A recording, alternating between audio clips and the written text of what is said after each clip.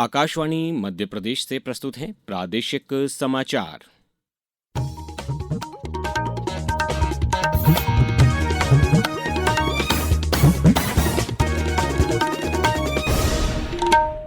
नमस्कार, समाचारों के साथ मैं अभिषेक कटियार। सबसे पहले इस बुलेटिन के मुख्य समाचार। मुख्यमंत्री डॉक्टर मोहन यादव ने मैहर से लाडली बहना योजना की 39वीं किस्त जारी की। नीट यूजी 2026 मामले में आज सुप्रीम कोर्ट ने एनटीए को मजबूत करने पर दिया जोर। प्रधानमंत्री धन धान्य कृषि योजना के क्रियान्वयन में डिंडौरी जिला देश में पहले स्थान पर रहा और प्रदेश में वर्ग 3 के 1040 पदों पर भर्ती का विज्ञापन जारी। अब समाचार विस्तार से। मुख्यमंत्री डॉक्टर मोहन यादव ने आज मैहर जिले में आयोजित राज्य स्तरीय कार्यक्रम से लाडली बहना योजना के तहत प्रदेश की 1 करोड़ 25 लाख से अधिक बहनों के खातों में 2148 करोड़ रुपए से अधिक की राशि सिंगल क्लिक के माध्यम से अंतरित की। हर बहन के खाते में रक्षाबंधन के 250 रुपए के शगुन सहित कुल 1750 रुपए पहुंचे। इस दौरान मुख्यमंत्री ने आम सभा को संबोधित किया। श्री राम वन गमन पथ और 3000 करोड़ से ज्यादा के काम चित्रकूट पे भी हमने मंजूर किए हैं और माता मैहर का लोक का भी पहले फेज का भूमि पूजन आज यहाँ हुआ है। कैबिनेट की बैठक में ये लाडली बहना चुनाव तो 2028 में है, लेकिन हमने फिर 5 साल आगे तक देने के लिए कल निर्णय किया है। बहनों के प्रति हमारी प्रतिबद्धता है। अभी तक 65,000 करोड़ रुपए की राशि आप तक पहुंचाई। इस दौरान मुख्यमंत्री ने विभिन्न विकास कार्यों का भूमि पूजन और लोकार्पण किया। इससे पहले उन्होंने मां शारदा देवी मंदिर में पूजा अर्चना कर प्रदेश की सुख समृद्धि की कामना की और स्वसहायता समूहों की बहनों के उत्पादों की प्रदर्शनी का अवलोकन भी किया। राष्ट्रपति द्रौपदी मुर्मू ने कहा है कि प्रौद्योगिकी, मीडिया, अर्थशास्त्र और लोक नीति की दुनिया तेजी से बदल रही है। राष्ट्रपति ने नई दिल्ली स्थित राष्ट्रपति भवन में भारतीय सूचना सेवा और भारतीय सांख्यिकी सेवा के प्रशिक्षु अधिकारियों से मुलाकात के दौरान ये बात कही। इस अवसर पर उन्होंने अधिकारियों को अपने निर्णयों में विवेकपूर्ण, अपने आचरण में करुणामय और सत्यनिष्ठा के प्रति अडिग रहने की सलाह दी। राष्ट्रपति ने कहा कि उन्हें सौंपी गई जिम्मेदारी के साथ ही जनता की निष्पक्षता, विनम्रता और समर्पण के साथ सेवा करने का गहरा दायित्व भी आता है। नीट यूजी 2026 प्रश्न पत्र लीक से जुड़ी याचिकाओं पर सुनवाई करते हुए आज सर्वोच्च न्यायालय ने राष्ट्रीय परीक्षा एजेंसी एनटीए को और मजबूत बनाने की जरूरत बताई है। न्यायालय ने सुरक्षित परीक्षा केंद्र, बेहतर साइबर सुरक्षा, विशेषज्ञों की स्थायी व्यवस्था और मजबूत बुनियादी ढांचा विकसित करने पर जोर दिया। न्यायालय ने शिक्षा मंत्रालय के केंद्रीय सचिव से हलफनामा दाखिल कर राधाकृष्णन समिति की सिफारिशों को लागू करने के लिए उठाए जा रहे कदमों की जानकारी देने को कहा है। इसके साथ ही नंदन नीलकेणी समिति के सुझाए बदलावों को भी इसमें शामिल करने के निर्देश दिए हैं। सिंहस्थ महापर्व 2028 की तैयारियों के तहत आज उज्जैन में सड़क चौड़ीकरण और विकास कार्यों का निरीक्षण किया गया। संभागायुक्त आशीष सिंह और कलेक्टर रोशन कुमार सिंह ने नानाखेड़ा शांति पैलेस, शांतिनगर नीलगंगा और शांतिनगर मंछामन इंदौर रोड का निरीक्षण किया। संभागायुक्त ने सड़क का लेवल एक समान रखने और निर्माण कार्य में तेजी लाने तथा निर्धारित समय में काम पूरा करने के निर्देश दिए। इसके साथ ही सड़क से मिट्टी हटाने, गड्ढों का भराव तथा नाले के पानी की उचित निकासी सुनिश्चित करने के निर्देश भी दिए। अब समाचारों में वक्त है एक ब्रेक का।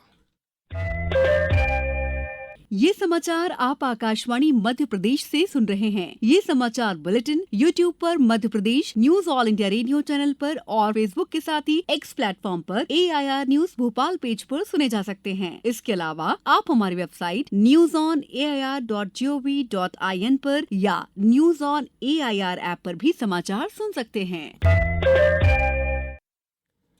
ब्रेक के बाद समाचारों में पुनः आपका स्वागत है। सूचना और प्रसारण मंत्री अश्विनी वैष्णव ने कहा है कि भारत की आर्थिक वृद्धि को अब वैश्विक स्तर पर मान्यता मिल रही है। नई दिल्ली में उत्तर प्रदेश जापान निवेश शिखर सम्मेलन 2026 को संबोधित करते हुए उन्होंने कहा कि भारत 6 से 8% की विकास दर से आगे बढ़ रहा है। उन्होंने कहा कि देश के विकास में निवेश की महत्वपूर्ण भूमिका है और भारत हर साल करीब 130 अरब अमेरिकी डॉलर का सार्वजनिक निवेश कर रहा है।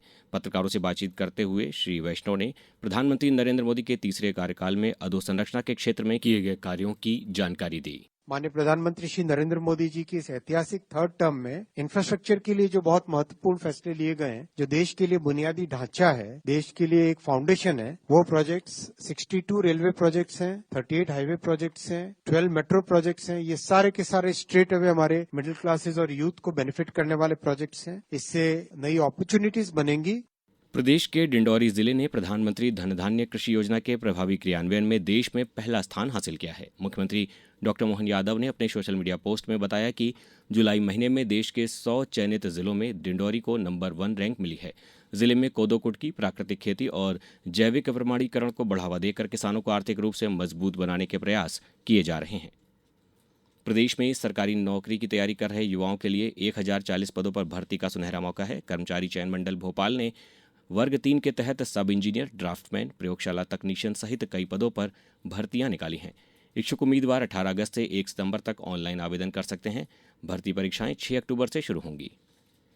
मछुआ कल्याण एवं मत्स्य विकास विभाग के राज्य मंत्री नारायण सिंह पवार ने आज भोपाल में मत्स्य क्षेत्र में निवेश को बढ़ावा देने के लिए निवेशकों के साथ बैठक की। मंत्रालय में हुई बैठक में मध्य प्रदेश एकीकृत मत्स्य उद्योग नीति 2026 और निवेश की संभावनाओं पर चर्चा की गई। बैठक में विभिन्न जलाशयों में मत्स्य निवेश, जल संसाधनों के बेहतर उपयोग और निवेशकों की समस्याओं पर विचार विमर्श हुआ। राज्य मंत्री ने कहा कि सरकार मत्स्य क्षेत्र को केवल उत्पादन तक सीमित न रखकर इसे उद्योग और रोजगार का मजबूत माध्यम बनाने के लिए काम कर रही है। इस दौरान उन्होंने निवेशकों को हर संभव सहयोग देने की बात कही।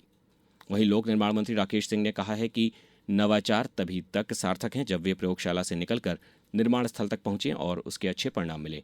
उन्होंने ये बात आज भोपाल में सतत अधोसंरचना कार्यशाला के दौरान कही। मंत्री ने नई तकनीकों को पहले परीक्षण और पायलट परियोजनाओं में आजमाने के बाद बड़े स्तर पर अपनाने पर जोर दिया।